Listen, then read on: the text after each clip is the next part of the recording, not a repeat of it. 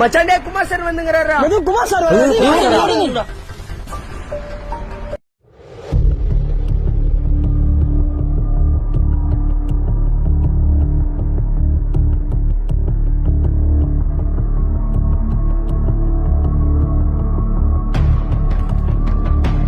டேய் நில்றா, டேய் நில்றா, டேய் நில்றான்னு சொல்றேன். Sir கையெடுங்க sir. கையடா, கட்டடிக்காதீங்கடான்னு சொல்றேன். வாடா சார் கையெடுங்க சார். வாடா, உங்களுக்கெல்லாம் சொன்னா புரியாதுடா, அத பார்த்தாதான் தெரியும். வாடா.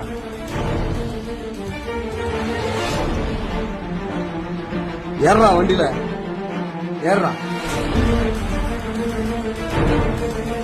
ஏறா வண்டியில.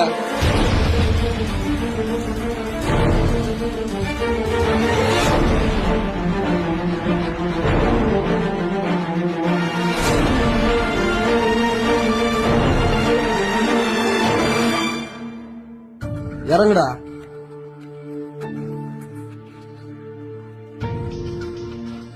போய் பாருடா, நல்லா பாரு.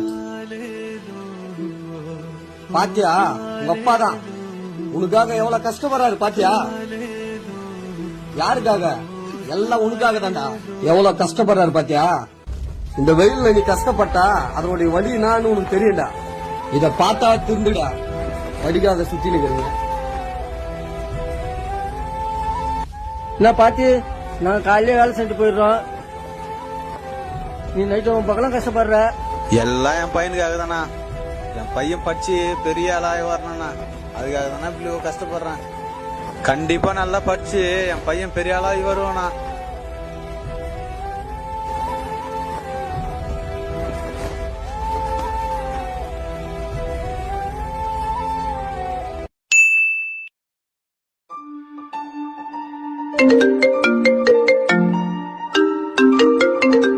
ஏய் வச்சுனே இருங்கடா, போயிட்டு வந்துடுறேன்.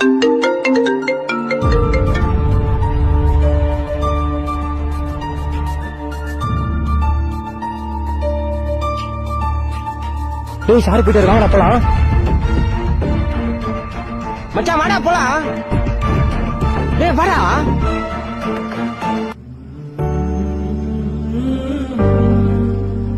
வாடா போலாம். நான் வரல மச்சான், நீங்க போயிட்டு வாங்கண்ணா. என்னடா இப்படி சொல்ற? இல்ல மச்சான், எனக்காக எங்க அப்பா எவ்வளவு கஷ்டப்படுறாரு தெரியுமா? எனக்கே நேத்து தானே தெரிஞ்சு. அந்த வெயில்ல எங்க அப்பா கல்லு தூக்கி கஷ்டப்பட்ட அந்த வலி நேத்து நான் அதை பார்த்து என் கண்ணே கலங்கிச்சுடா. நான் எங்கேயோ வரா மாதிரி இல்ல மச்சான், நீங்க போயிட்டு வாங்கண்ணா. இன்னொன்னு சொல்றேன், உங்க வீட்டுல அப்பா அம்மா இப்படி தாண்டா கஷ்டப்படுவாங்க. அதை பார்த்து புரிஞ்சுக்கின்னு நீங்களும் நல்லா படிங்கடா. நான் இனிமேல் படி போறேன் மச்சான், என்னை விட்டுருங்கண்ணா. இதை பார்த்துட்டு இருக்க என்ன மாதிரி ஸ்டூடெண்ட்டுக்கு ஒன்று சொல்லிடுறேன். நம்மளை படிக்க வைக்க நம்ம அப்பா அம்மா எவ்வளவோ கஷ்டப்படுறாங்க. ஆனா அந்த கஷ்டத்தை நம்ம தெரிஞ்சுக்காம ஒரு விளையாட்டுத்தனமா இருக்கும். என்னைக்காச்சும் ஒரு நாள் உங்க அப்பா அம்மா கஷ்டப்படுற இடத்துக்கு போய் பாருங்க, அதோட வழி நான் உங்களுக்கு தெரியும். இனிமேல் இது மாதிரி பண்ணாம உங்களுக்காக கஷ்டப்படுற உங்க அப்பா அம்மாவை படிச்சு சந்தோஷமா வச்சுக்கோங்க.